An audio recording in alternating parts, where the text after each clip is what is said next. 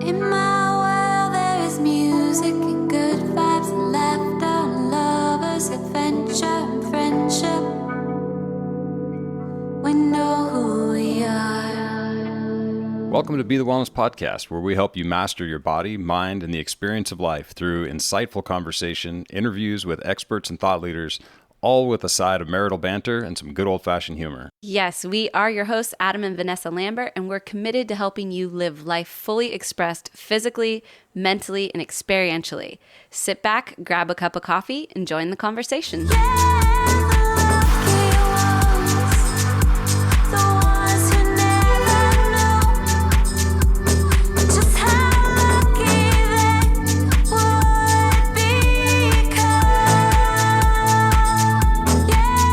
Hello, everybody. Adam and Vanessa here with a Adam and Vanessa cast. Yes, we are here hopping the line, basically. Yeah, we're cutting. Habitual line steppers. We are being habitual line steppers because this week we feel like it was important for us to go live to share our thoughts, our feelings, our heart about what's going on in the world. And many of you may not realize this, but we do, we record many of our podcasts ahead of time. Obviously, there's a schedule, so we're rolling them out.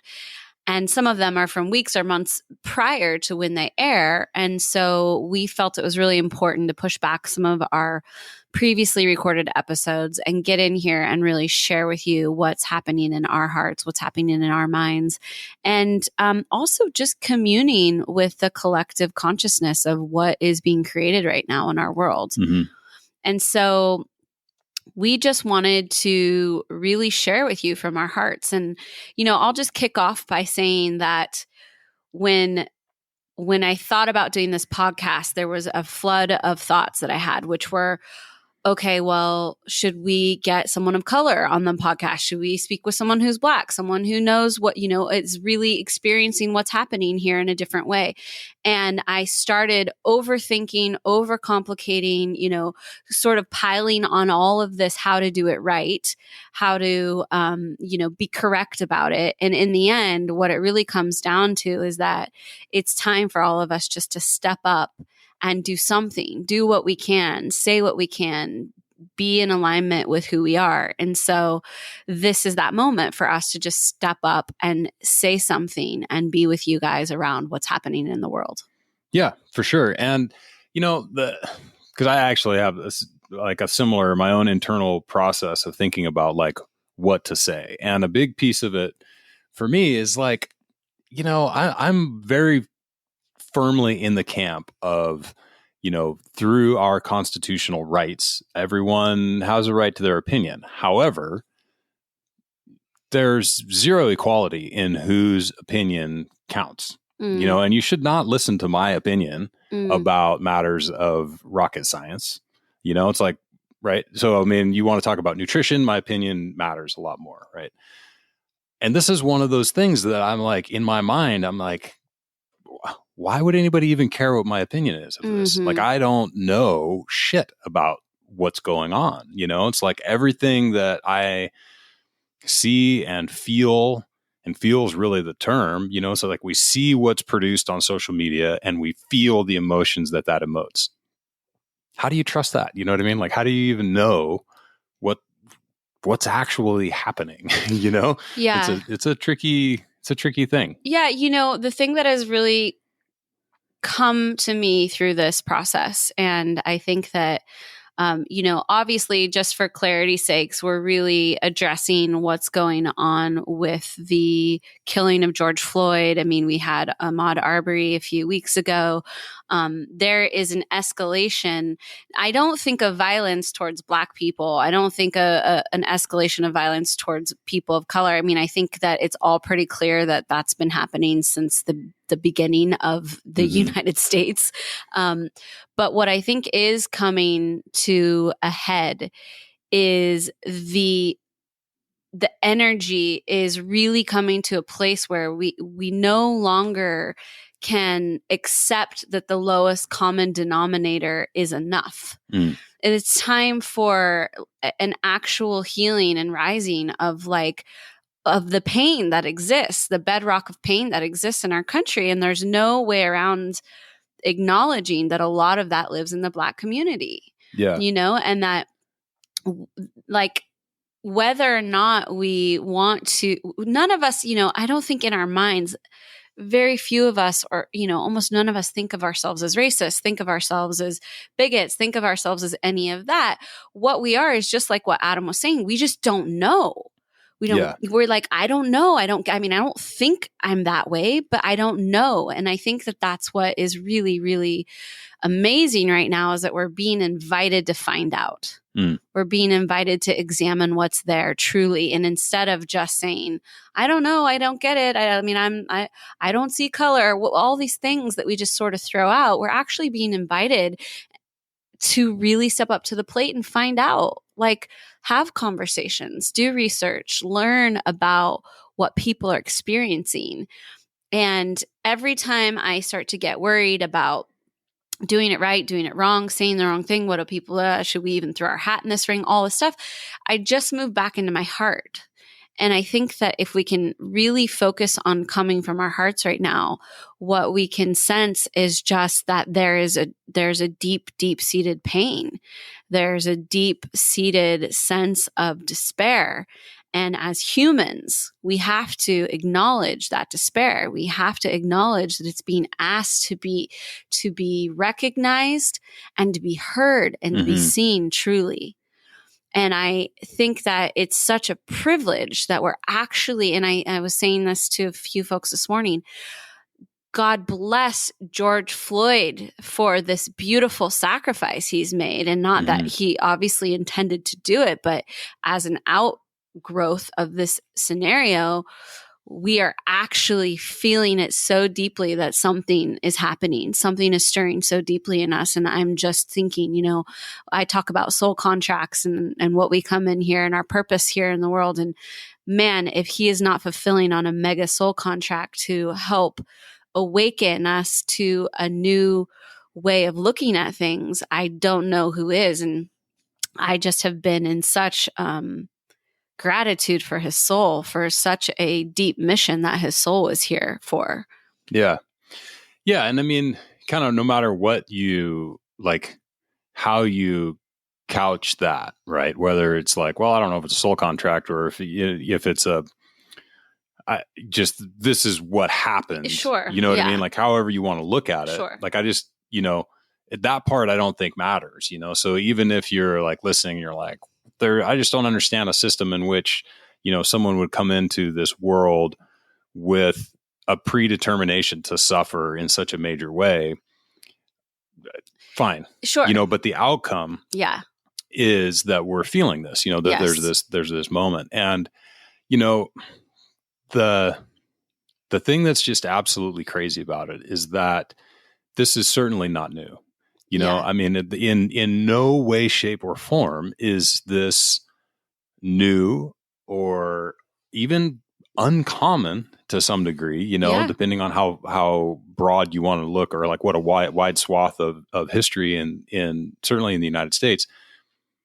But that's what's like extra fucked about it. How many times have we done this? Yeah. You know what I mean? Where some things get pushed to the point of breaking and something just terrible happens. Yeah. And then what? Right. And then what happens? Right. And like this is the thing. And I don't know if, like, frankly, it's because I'm older and paying more attention.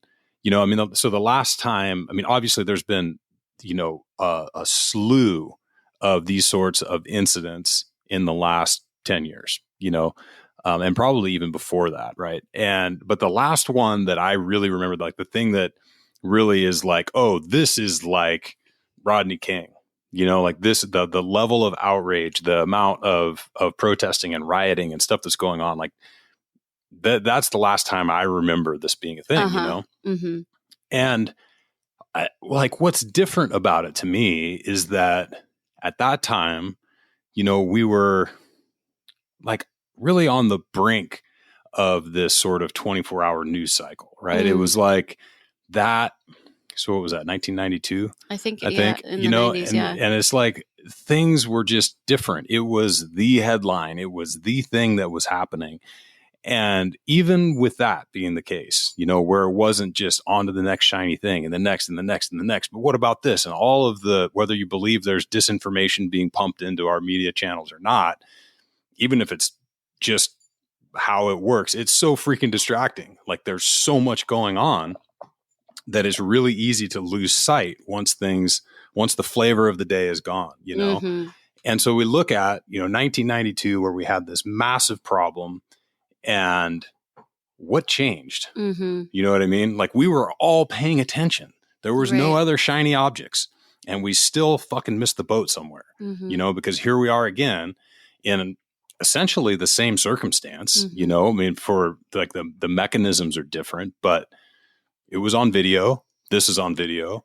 What the hell? Like how did this happen? How did we as a society forget the checks and balances that needed to be put in place to prevent this kind of stuff from happening, Well, I'd actually really love to hear your thoughts on that because, when I watched that video, and I actually watched the video almost accidentally, I, saw it going around. And when I watched it, I didn't think actually I was going to see the whole video. I thought, be for cut sure off, it's going to get cut off. Or, I mean, I honestly was shocked when I watched that video and I saw the callousness and the blankness of this man who it was kneeling on his neck. It was like a total vacancy of humanity.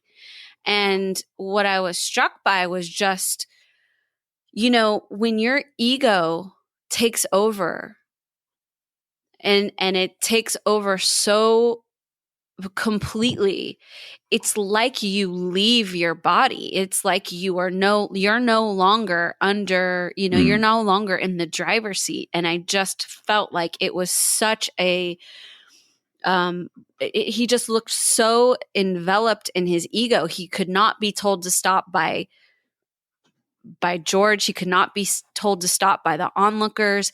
His ego was so inflamed. And I was saying this to you earlier, like we hear the term toxic masculinity, and a lot of these terms, I don't want to get too involved in, and they get like they take on a life of their own, and they like get really hashtaggy and that kind of thing. But I think what I was seeing there was really almost, it was an example of it for me. Like you are so consumed with being the dominant egoic force that your humanity has left the building. Yeah. And I'm curious because you're a man, and like I love men. I think you are beautiful, amazing specimens and important for, we are all important in our masculine and feminine balance.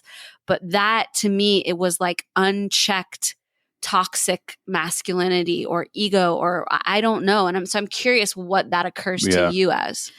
I mean, like you said, toxic masculinity can mean a lot of different things, so I don't really know, like if I've certainly never like looked up the technical meaning of that term, so I don't really know, but I do know what you're getting at. And I mean, actually there's a video circulating right now of a female cop pushing this like 80-year-old man with a walker down because he was still on the sidewalk, like they're clearing, the streets or whatever from protesters, right? I would just say, if I can be really quick on that, I would say that's because I think cops in general have to take on a lot of masculinity.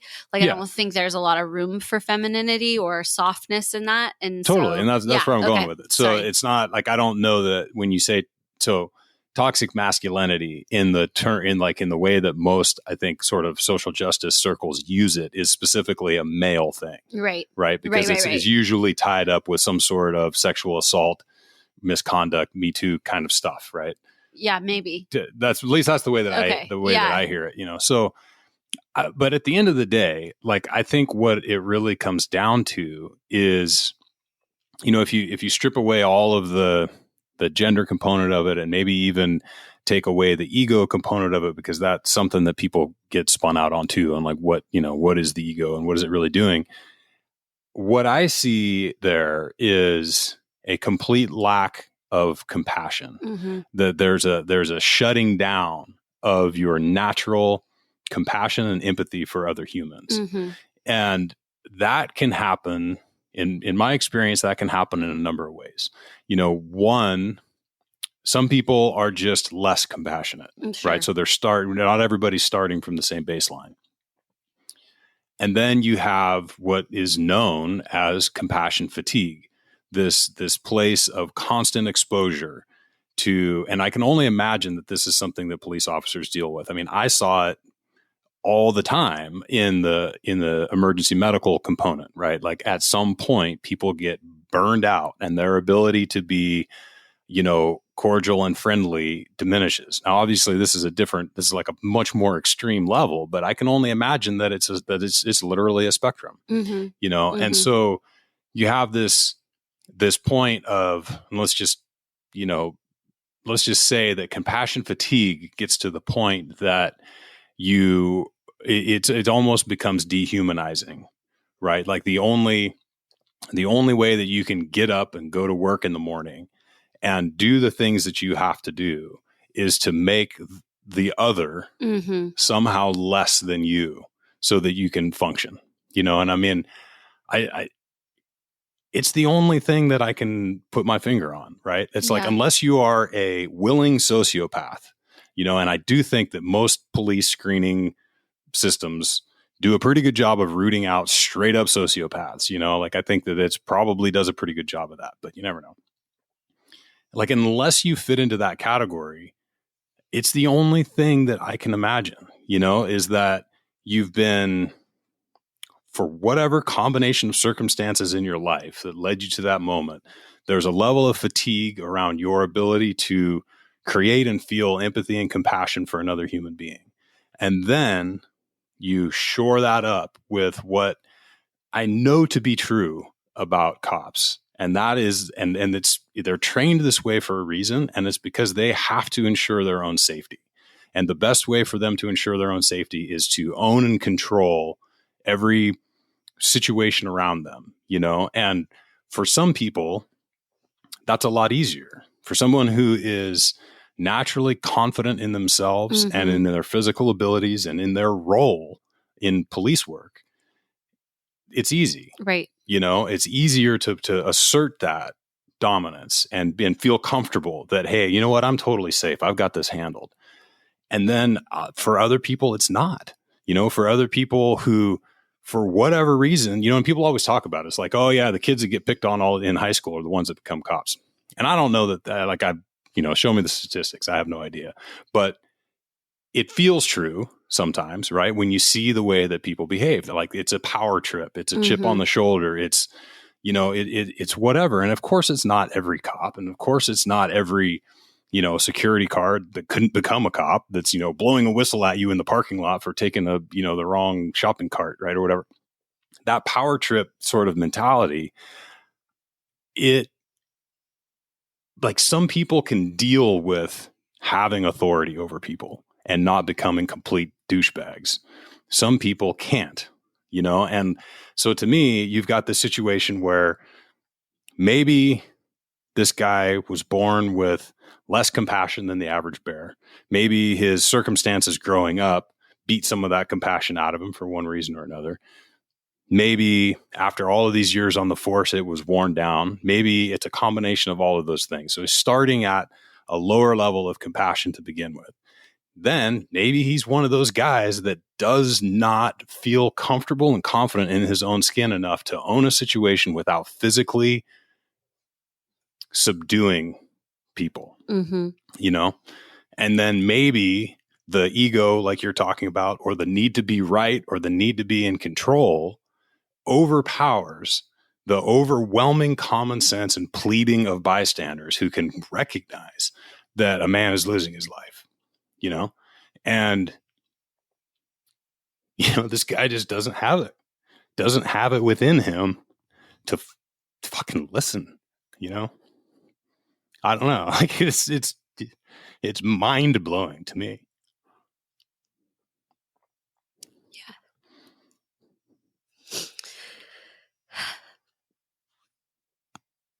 Yeah, it's emotional times, right? Yeah, for sure.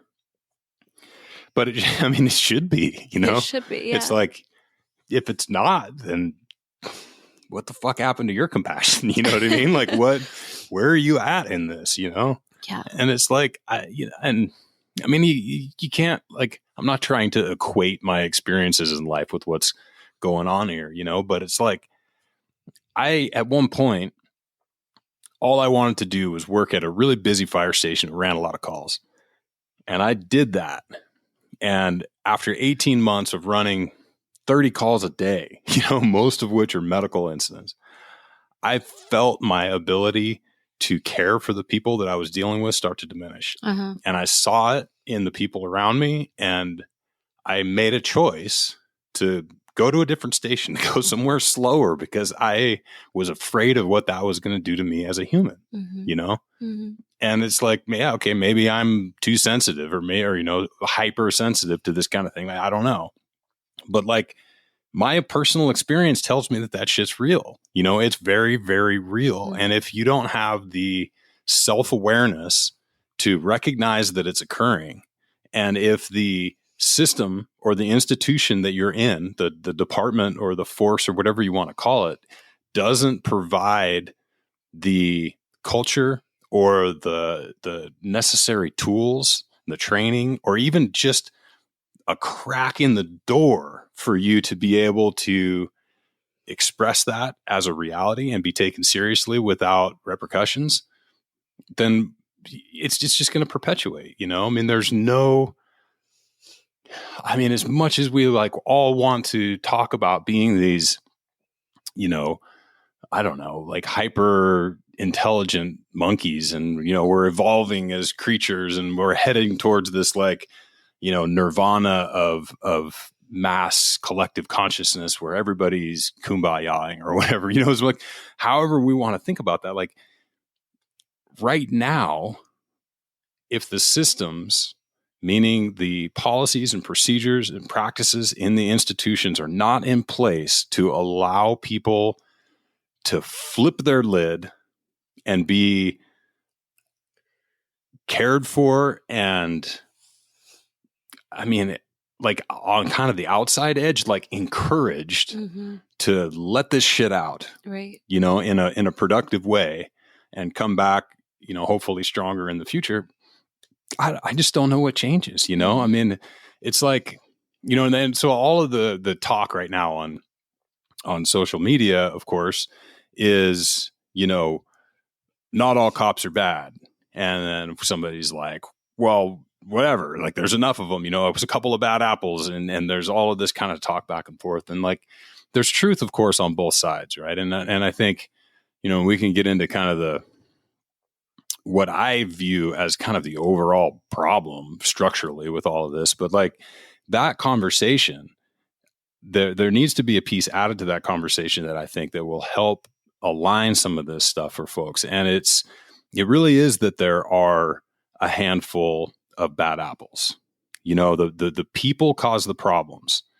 The institutions allow the problems to continue. And there's definitely a feed forward mechanism there, right? Like, you might have been a perfectly, gung ho and just super happy person to get into whatever job you're in. And then the culture of that job drives you in a negative direction. And then you end up doing something stupid. And then the culture of that job reinforces that stupidity. So like, that definitely happens. And I think that's what a lot of people are talking about when they talk about this sort of institution level sort of racism, but the thing is, it stops as soon as there's accountability. Like, in the years that I was a supervisor of public servants, which was, I guess, 18 years, 17 years, that I did that. Now, granted, it's a different story. Use of force stuff is a completely different animal. It's not something that I've ever dealt with, but I have dealt with supervising and training people to handle ridiculously stressful situations and dealing with the personnel problems that stem from that. And, it really comes down to expectations and accountability. it is as simple as that. When it comes to how to do all of that stuff, like consistently, how to be able to set expectations and then ensure that they're met, and then ensure that when they're not met, that the accountability process is fair and useful. It is a Pandora's box of problems, and I think that's why, like, at the end of the day, it's a lot easier to talk about systemic racism as the problem, and I'm not saying that it's not, but how do we fix it is no one who is not intimately involved at every level of how that organization works is going to actually have the answer, and how many of those organizations are there in the United States, right? It's like, it's a really, really complex problem. And we have to keep our eye on the ball long enough for it to be solved, So what do you think would make the difference? Because I hear you talking about, getting to a point in your work career where things were too stressful, or you had seen so much to the point where your heart was shutting down, and you're like, no, I want to keep my heart. And this is actually the number one reason I stopped being a firefighter when I did, was I saw the potentiality for that. And I was like, I don't want to turn my emotions off, and I would have to do that with this job. Yeah. And so I'm curious, like, what do we do when that job requires a certain level of ability to turn down the emotions in order to deal with what's at hand? How can we turn the switch on and off? Like, just that as a thing, like, what do you think would make a difference? Yeah, I think, it's a really good question. And it's one that, in the department that I worked for, we were pretty progressive in the sort of critical incident stress management component of work, which because we do have law enforcement officers, right? And so any officer involved shootings and stuff like that immediately triggered that whole process, which I think is pretty standard. I think most police departments have something along those lines. Whether the actual system is quite as robust as the one that we had created in our department, I don't know, but like that stuff is there, and those tools can be incredibly helpful in helping sort of after the fact, right? What is the problem, though? I see, and this is where I think the major difference comes in between police and fire, right? It's like, in the fire department, everything is reactive. It really is. Like, you can do some amount of preventative work. You can go out and make sure that people have the appropriate fire sprinklers and their smoke detectors are working, and, fire safety codes and all that kind of stuff is all technical prevention. But you don't go unless there's a problem and somebody calls 911, right? So it's an inherently reactive thing. And so the solutions to the critical incident stress that you get, or the PTSD that you get, are often, they come after the fact, because, somebody called 911, you went, it was terrible, you had a reaction, you get the treatment. With policing, and granted, I'm not a cop, but like, just from the outside, I think it's pretty obvious that, yeah, people call 911 and they come. That's true. But they're also out looking for stuff to go wrong, right? So there's this, there's a preemptive action that they're trying to prevent, crimes from escalating, and they're trying to, this is probably like a total bird walk, but like the stop and frisk rules, right, in New York, which are no longer a thing, luckily, that was exactly what it was. You're profiling to prevent. Like, that's the kind of person who would have drugs in their pocket. I'm going to go stop them and frisk them and find out. Right. Which is a complete violation of, your civil liberties, right? In my view. And I think actually now everyone's view. Yeah. But that's the kind of difference, right? So the mentality of what they're doing is different. You're engaging. And I think the only real parallel that I can draw to this is when you look at, so if we can draw a connection between that sort of shutting off of your heart and PTSD, right? Which I think it's not a huge stretch, right? That there's probably levels to what's going on. Like you shut down emotionally, and then that cumulative stuff, builds up and causes this problem. And of course, there's like acute versions of that, but like as a chronic problem, I think we can probably draw that connection, at least for the point I'm trying to make.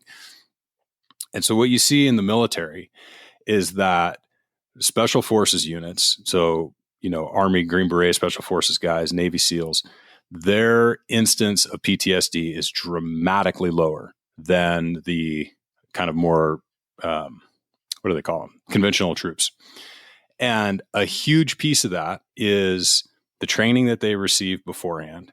They know exactly what they're going and getting into, and they're preparing for it. And they're utilizing techniques of stress inoculation to incrementally build up their ability to know what it's like to go into war and do the things that they're doing, And that preventative care, along with, the kind of post care, which already exists, or it probably needs to be bolstered, but it already exists, works for them, and it's like, it just statistically, it shows up. Right. And so where's that training? Where is that training and that understanding of what's going on for our cops? And I know that it's a really touchy subject right now because everybody's talking about the militarization of police, right? And they're like, oh, we've militarized our police. And you're like, well, in some ways, yeah. I mean, sure, there was a bunch of FEMA grants that came out, and these guys got to buy military grade weapons and gear at ridiculously low prices, and all on these grant funding. So yeah, they look more like cops, but are they getting the training? Are they getting the specialized training that our military forces get to deal with this stuff? Absolutely not. So yeah, they look like cops, or they're cops that might look like military guys. And there's a perfect example that was floating around not long ago. These morbidly obese cops, like dressed up and their body armor barely fits, their guts are hanging over. It's like there's a reason it's a meme. You know what I mean? You're just like, oh my God, what is going on here? And these guys are marching next to some kind of like armored personnel carrier thing. And they were going to handle some kind of unrest in whatever, town in the middle of our country. I'm not even sure where it was. Right. And somebody was noting, they're like, look at this. This is the militarization of our police force. And this is exactly what I'm saying. It's like guaranteed they got the equipment. And sure, they went to the range and they learned how to shoot their AR-15s and they learned all of this kind of stuff. But look at them. They're not physically capable of doing the job without weapons. So let me put my thoughts together on this. So if you talk about police use of force and the escalation of force, right? It starts with, hey, stop, right? So there's like verbal communication. And then it moves up through this whole chain. And I mean, you can actually look it up. The police officer standardized training post, there's a whole thing on the spectrum of the escalation of force and kind of what it looks like. What justifies this? When they do this, can I do this? And it's all about maintaining that sense of control for the public and the officer's safety, right? So when you look at it, it totally makes sense. You're like, yeah, okay, as things get crazier, so does the cop. And in order to maintain control all the way up to the point where they might have to use deadly force and take that person's life. Well, when you look at these guys, these militarized police officers, they don't have any tools between shout and shoot. They don't physically have them. You can look at those guys and tell, like, what are you going to do? If you shout at me and I don't stop doing what I'm doing, what's your next option? Totally. You don't have one. Yeah, you're going totally. straight to maybe a taser, but it's like, you pull out a baton, start swinging it. I'm going to back up for like 5 or 6 seconds until you get tired, because that's all it's going to take. Right. And so we've like removed by these people just not being squared away for their job, have completely disabled that escalation of force, and I mean, yeah. And this is actually something I think about with there's this call right now to ban chokeholds, right? So like cops shouldn't be able to grab you by the neck. You're like, well, I don't know, man. Like, so you've just removed a really effective step between shout and shoot, right? Right. Like, I don't know. It's crazy. So I guess to sum all of that stuff up, I think that the only way forward in this is to dedicate more time and energy to the selection process and the training and ultimately the follow-up support of our police officers. Like I don't see a world right now that we don't want cops. We just want the good ones. And we want to feel confident that the ones who are not good get ousted and are not allowed to be hired in some other town, and I mean, that's a whole other podcast, probably. Yeah. It's, I'm actually just really glad that you had so much to say about this, because honestly, I was like, let's do this podcast. And you're like, oh, okay. And just to see like what's coming out, I can tell that it's actually really striking a chord with you. And I'm like, why do you think you're getting so emotional? Well, I mean,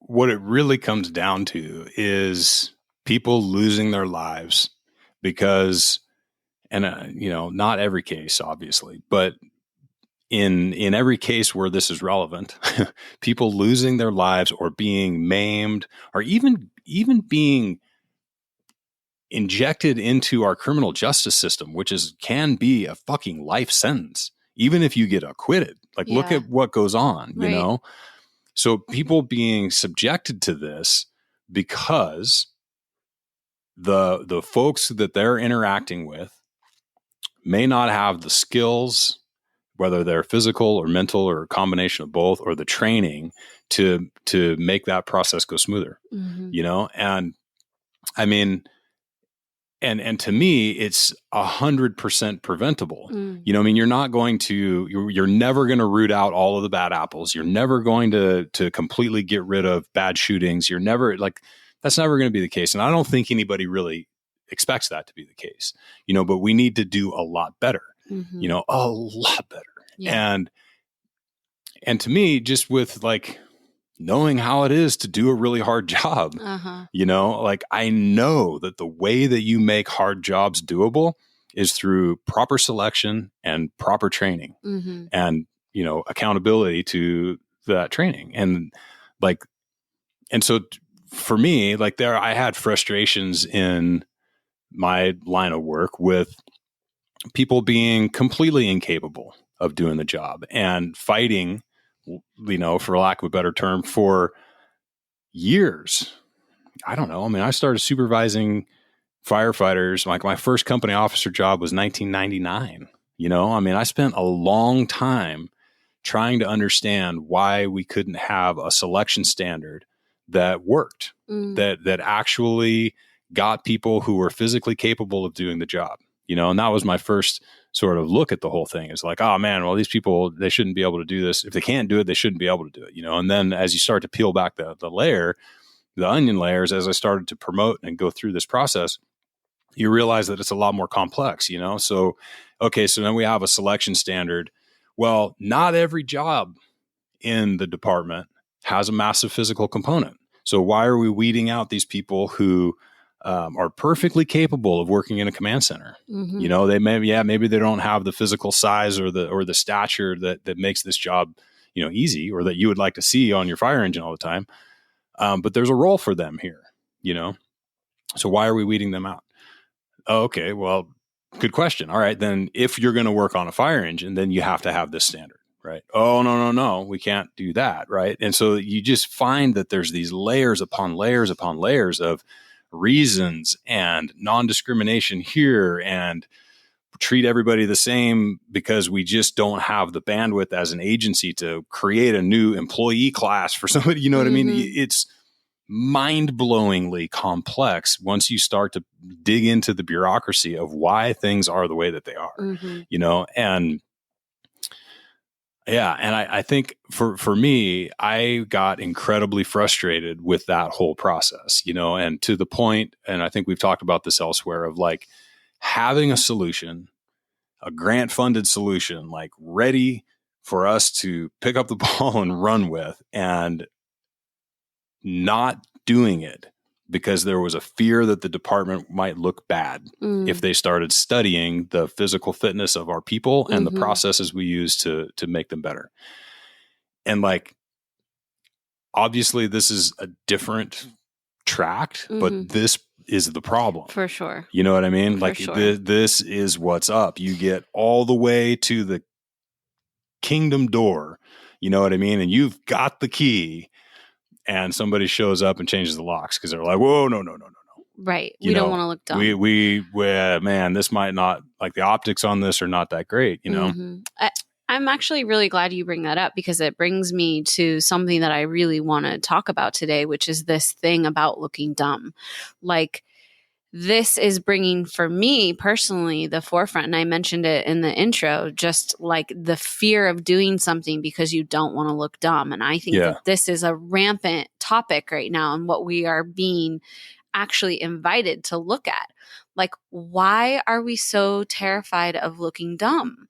Like, this is just one of those things where I'm like, you know, I wrote a post about this a few weeks ago, and it was just, you know, a lot of people responded to it because I think it really resonated with us, which is like, turn into your discomfort, choose your discomfort wisely. And this is a perfect example of it. You know, if we don't want to turn into the discomfort of looking at what's really, really here and going, oh gosh, we didn't do a very good job at that, or we made some decisions that really put people's lives at risk, or, you know, if we're not willing to just get totally uncomfortable with the fact that, like, it's messy, then we deal with this discomfort, which is people losing their lives and social unrest and riots, because we're not choosing the discomfort that could actually make a systemic change. Right. You know, and I think that this is like, exactly, this is one of the illnesses of our society, is that we've gotten so soft.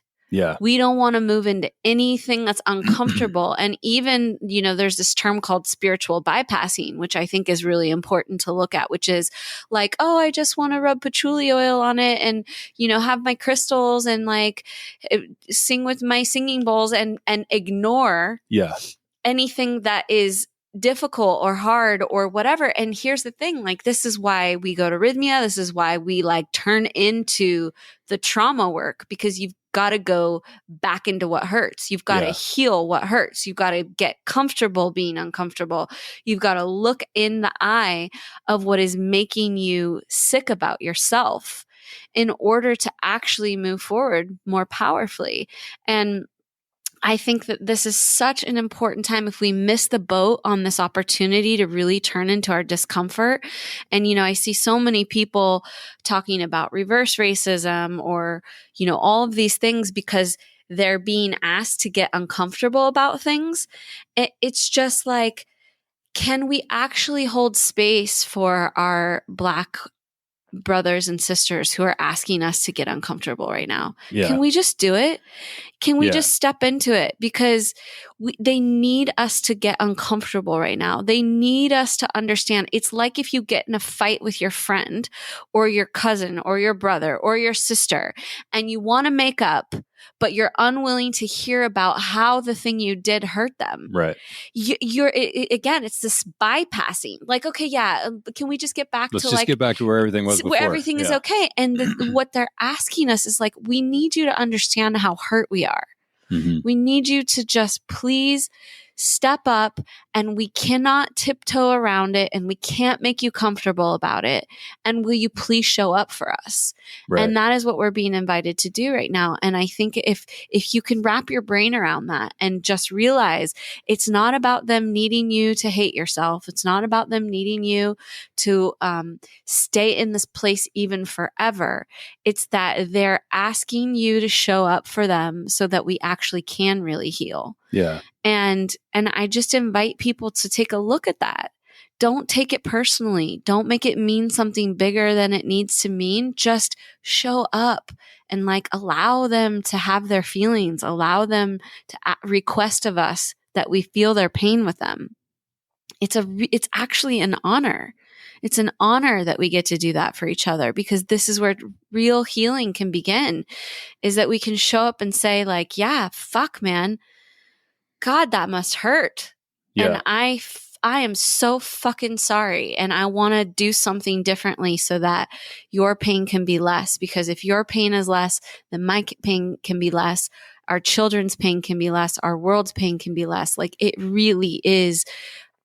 We are in a holographic experience. Your experience is my experience. And whether or not you want to accept that, like, your pain is my pain, it just is. It sits in the collective consciousness that we are all tapped into. Yeah. No, it's really true, and I think, and again, this is something that I personally have like had I don't know if a hard time's a word, but I guess, yeah, it's something that I've had a hard time with around the, like some of the messaging and stuff that comes out around the Black Lives Matter sort of movement, is that in times where this has come up in the past, I have felt like, because, and so, let me put some context to this. So I have a really good friend who I debate political stuff with ad nauseum, and I really, really, really appreciate her in this world. And one of the things that she said to me one time when we were talking about, I don't even know what, something we were talking about, and she was just saying, she's like, do you not realize that there are people who have a different experience of this world than you do? And when I thought about it, I was like, of course people have a different experience of this world, but the more that I've thought about it, and, and I've kind of like utilized that in some of my rationale for things before. So like when the Black Lives Matter stuff comes up, I'm like, yeah, well, you're kind of assuming that I don't appreciate that your life is different, and you're not appreciating that my own experiences may be completely different from all these other white people, And so I've thought about that and kind of gone like around and around with it. I'm like, well, how does this work? If none of us, like, if it's not possible for me to empathize with you because I couldn't possibly know what it's like to be you because I'm not the same skin color, well, where do we go from there? Right. You know what I mean? Right. Like you're right. I don't know what it's like to be you, but that's what empathy is. That's what understanding what it is and being able to assume to some degree what it's like. And is it going to be wrong sometimes? For sure. Are you not quite going to get it? Sure. But you try. And that's what this whole empathy thing is. And for me personally, growing up as a white kid on an Indian reservation, I've felt a lot of racial hatred, not even remotely unwarranted, like in the grand scheme. I mean, where I grew up in the mid to late 1800s was one of the most atrocious genocide of indigenous Americans, indigenous Californians, and it's like that valley is permeated with that hatred, and for good reason. It was terrible. Like the things that were going on that were terrible, not perpetrated by me, not perpetrated to the kids that I went to high school with, but the lasting essence of that hatred is there. Yeah. And it's passed along, and like we talk about in, it's Rupert Sheldrake's morphic resonance, right? It's the epigenetic passing on of emotion into the physical body, right? That we've talked about in a bunch of different podcasts, and what's crazy to me is that it's really starting to like come to life. People are like, oh, well, yeah. And you carry these things, blah, blah, blah, blah. And you're like, well, no shit, so this is how this is taking place, right? I mean, we know that you can't just jump to now and say, well, I'm not racist. You shouldn't be afraid of me because I'm white, you didn't have an experience of being a slave, right? Well, shit, man. What if morphic resonance is right? What if all of this sort of somatic storage of trauma is correct? Now what? Now what do? We have to like broaden this conversation beyond public policy, right? Into this whole other freaking world that nobody really understands to grasp, maybe what's at the root of all of this, which is like, I mean, shit, I don't know what you do otherwise, because the thing that takes away from it to some degree, And I think at the root, and the people who are really kind of at the decision-making levels of a lot of what's going on probably don't see it this way, or probably don't see this, this conflict. But just sort of from the outside looking in, when we say that this is a white versus black racial problem, we're really ignoring the larger socioeconomic component of this. That is, people who are marginalized and put into systems of housing, systems of schooling, systems of subsistence, Of like literally eating, yep. food and money and all of these things that are given just enough to survive, like what we see on Indian reservations. What we see in, the most depraved and degenerate white trash hubs of the world, or certainly of our, country. We see the exact same problems regardless of the color of the person, and so is it racism that drove black people specifically into those circumstances, ghettos and housing projects and all of this kind of stuff, and kept them out of the high paying jobs and discriminated against them in colleges? 100%. Like, I mean, read Jim Crow, read the new Jim Crow, read, like, it's real and was a thing here. And we are 100% living in the ripple effect and repercussions of that, and that's something, like, the good news in that is that is something that we can affect. Mm-hmm. We can pull people out of poverty. Right. We can provide people with opportunities that they didn't have. Mm-hmm. We got to be careful with providing people with outcomes. That's a lot harder to do, but we can provide people with opportunities, and like in my mind, it's like, it's the only way forward, because you can adjust, you can make the changes that absolutely need to be made to our police force and the way that we police people. Make changes to the post-arrest judicial system to root out some of the racism that is just incredibly apparent in that process. And that's great. Like, all of that stuff absolutely has to be done. But even with, and this is what the statistics kind of show, is that even with better policing, the more contacts that you have with the police, the higher the likelihood of something stupid happening, and if people continue to live in these marginalized communities, at or below the poverty line, scraping to get by and just feed themselves, they're never going to have the time or the bandwidth. We talk about having space for creativity. Mm-hmm, it's like, we think about when we try to come up with something new for our company, it's like, okay, we said burn some sage and we like set up some candles. We probably just came back from Rhythmia and we like set aside a week to meditate. And we're like, oh, a new meditation challenge. You know what I mean? Yeah. You can't do that. You can't freaking figure out how to crack this incredibly complex system that in the best case seems impossible, and in the worst case is like 100% stacked against you. Yeah. Like, where's that going to change? The people need to be given this opportunity to come up, and we have the capability of doing that, I mean, and this is like, if anything has come from this coronavirus deal, a couple of trillion extra dollars just thrown out here, you know what I mean? When, like, there was a study freaking not even 6 months ago talking about all it would take to reverse the freaking climate change from like a carbon perspective is like, it's about 390 billion is what it's going to take, and you're like, that's not 2.2 trillion, 2.2 trillion that just basically got thrown in the fire, for the most part. Shit, I don't know. I digress. Yeah. I mean, I think if anything, we are just everything's getting put on the table. An amplification of all the things that are out of alignment are just getting turned up right now. And I think that if we can just turn into it, we can really turn into it. And I talk about, just getting comfortable, being uncomfortable with this, just letting it hurt, letting it be uncomfortable, letting it be hard. but doing it anyway and just showing up and just doing your best and, leaning into what gives you support. There's no reason that you can't take care of yourself within actually being available for what's happening. Yeah.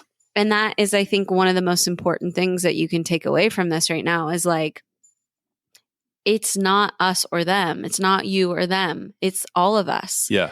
It's choosing all of us, and it's showing up for each and every one of us right now. And if you think that there is a problem showing up for someone else because that means you can't show up for yourself, then I invite you to really get into your heart. Yeah. Get into your heart space, because there's a total availability and possibility to show up for yourself and for others right now. And I think that is one of the things that if we can do that right now, we have a chance. We have a real chance of turning the corner on this energetic, I would say just this stale karmic resonance that is ready to be transformed. Yeah. No, I think it's really true. I mean, there's a massive opportunity. And as I was kind of alluding to in the beginning of this, like if we squander this opportunity, then shame on us. Yeah. And I think that, it's like we need to mobilize all the, tattletales in the neighborhood, the ones that call about you leaving your garbage cans out or whatever, right? Like mobilize those people to keep tabs on what policy changes and legislation that come from this, and ensure that they don't get squandered in the mix, that they don't get diluted and packed full of other bullshit that people are trying to pile on in the name of getting some bill passed. Yeah. It's like the thing is, our government does this. Like our government is set up to take what we, the people, want and turn it into law. We just have not been doing it. Like as the public, we have not been doing it, right. And you have to put down the Democrat or Republican sign, and you need to go and you need to look at the voting records of the Congress people that are your representatives in government. What are they actually voting for? Read these bills, do some research on this stuff. And it's mind numbing, right? There's a reason that C-SPAN gets 0 views, right? I mean, right. That's where the real stuff is happening. Right. But yet we get sucked into the sensationalized news cycle because it's a lot more entertaining, but the halls of Congress, this is where this stuff is happening. And the thing of it is, there's all these memes out there, right? With like all of the different, that depict, or these drawings that depict that, the will of the people is what is holding this whole thing up. And it really absolutely is true.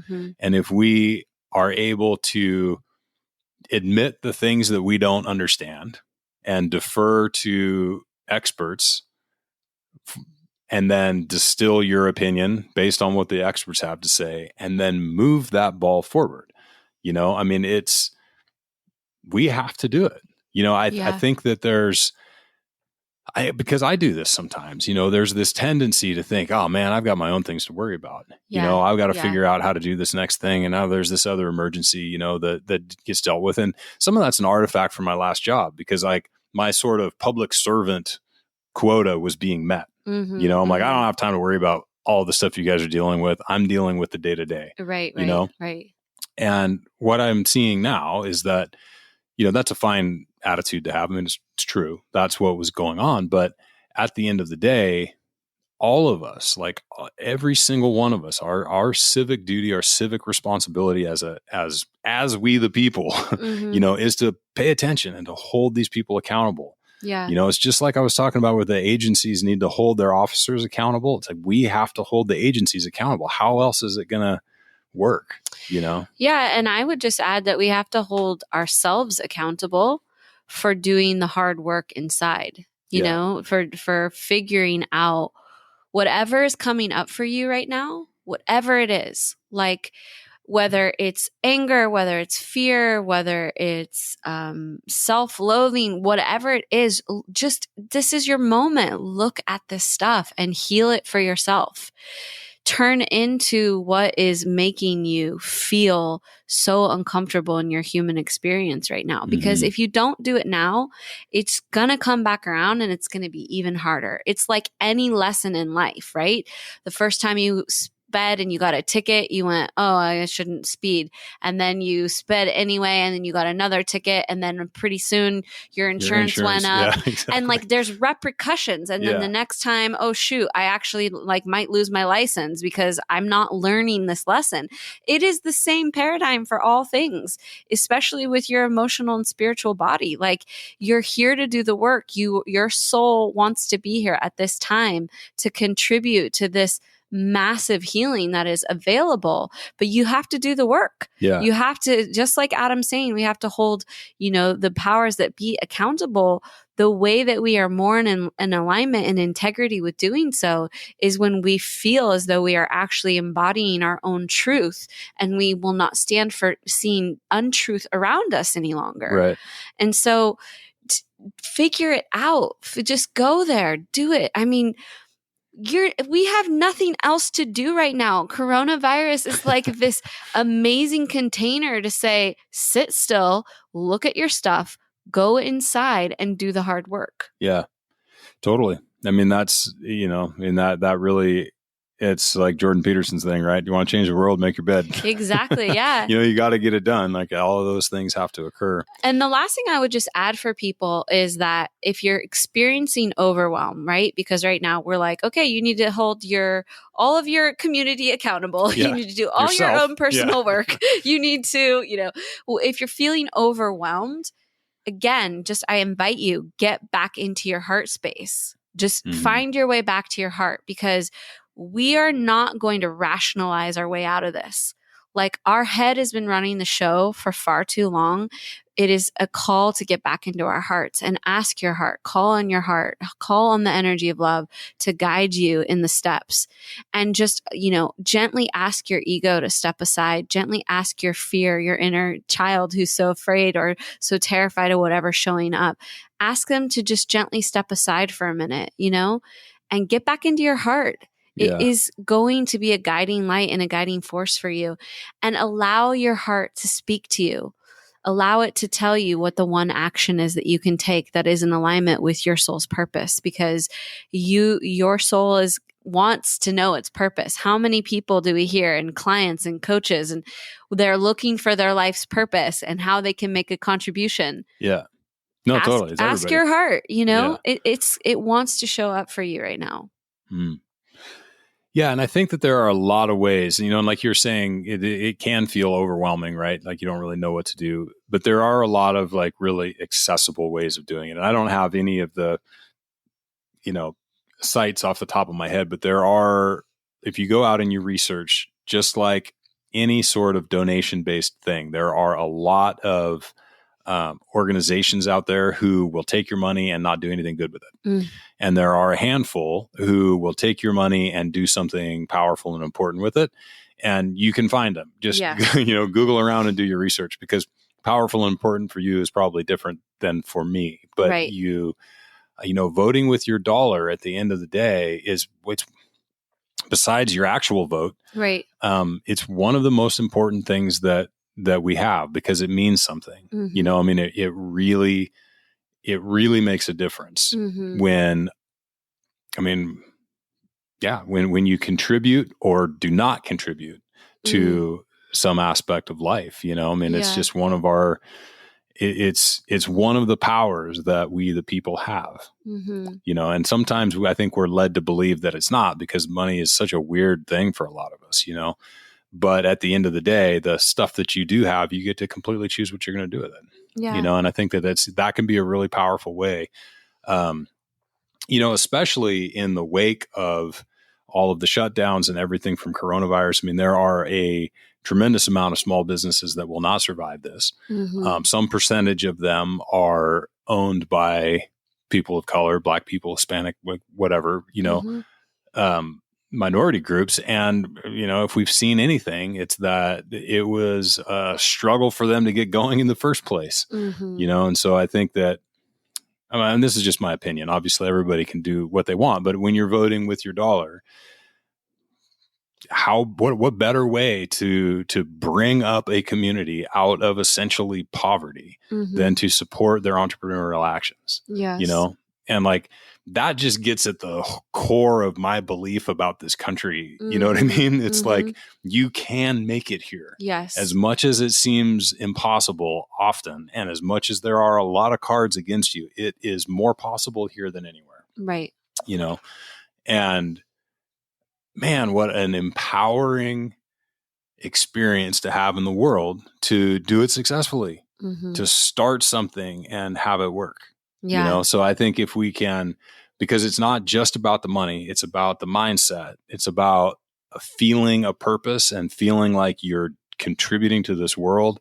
And when you are a business owner or an employee of a business that you believe in and can get behind, that resonates. It goes out into the world when you're doing something that you feel like it's working. You know, your consciousness at that point is making the world a better place. Yeah. And if you can help in any way someone to achieve that level, that experience in their life, I just can't see any downside to that. Yeah. You know, I mean, obviously there's going to be people that squander money and do stupid shit, like for sure. But the vast majority are just looking for that win. Yeah, you know? Absolutely. People are looking for a chance, an opportunity.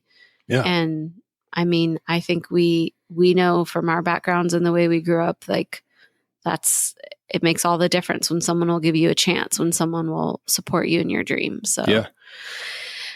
Well, we thank you guys for being here. I just want to tell you, Adam, how proud I am to just hold this space with you and to like get to share this life with you. You're such a beautiful man. And thanks, babe. I feel the same way. Yeah. You think I'm a beautiful man? I think I'm a beautiful man. You are a beautiful man. No, you know what I mean? It's like we couldn't do this. Neither of us would or could do what we're doing without the other. Yeah. You know? Yeah. And I just think though, for men, especially, just to see you and to just see what a specimen of masculinity and love and light you are. And just the space you hold for men is just, it's such an honor to walk beside you and to be able to witness your transformation and just you stepping even deeper into like who you are powerfully as a man. It's just such a beautiful gift to my heart. So thanks, babe. I love you. I love you too. And we love you. And we love all of you. And I'm going to leave you guys with a couple of book recommendations. Yeah. Because I think there's some important things. One that may seem incredibly relevant, and the other one I'll have to explain. So The New Jim Crow, I think, is an excellent book to read. And it's about the institutionalized racial profiling that was behind the stop and frisk policy.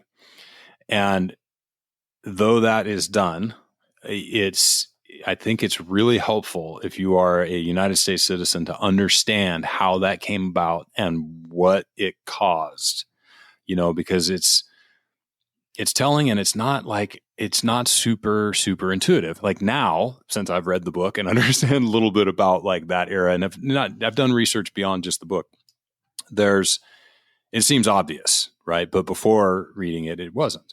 And that's one of those things I think is super helpful. The other is Ordinary Men. And this is an older book, and it was written by a Polish police officer who essentially, over the course of, a handful of years, ended up participating in what became Hitler's final solution in World War II. And it's about the incremental creep that can happen to good men doing good work when the consciousness or the direction or the powers that be or whatever you wanted to call it shift their focus. And that incremental creep can lead you into places that you would have never expected to see yourself. And I think it's a terrible book. You know what I mean? When you read it, you're just like, oh my God. But it's so important to understand what's up as humans, and what we're actually capable of if we let the shit creep in, Yeah. So anyway. Awesome. Yeah. Be better. Awesome. Be better. All y'all. Be good. Be your best, which you already are. Just allow it to come to the surface and don't be afraid. I just want you guys to know that we are all in this together. We really are. And if you can really take that in and really allow that to permeate you, I think we can really make a difference in this time. I agree. If we can't, then we're screwed.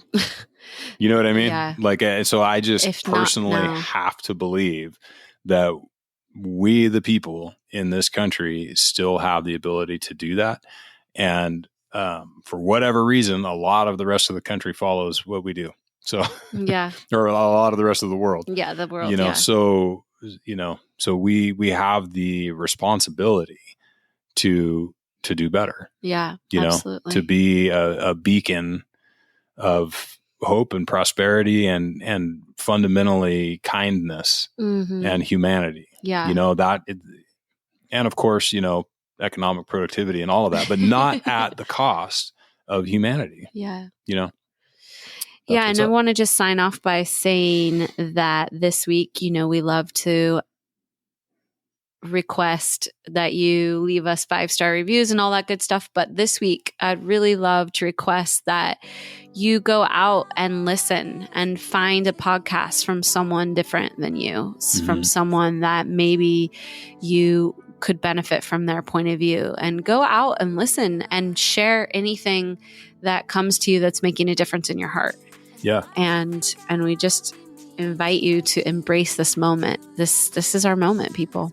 This is true. Hopefully it's the last one. But, you know, we'll see. We'll see. We love you guys. We'll see you soon. Bye. Bye.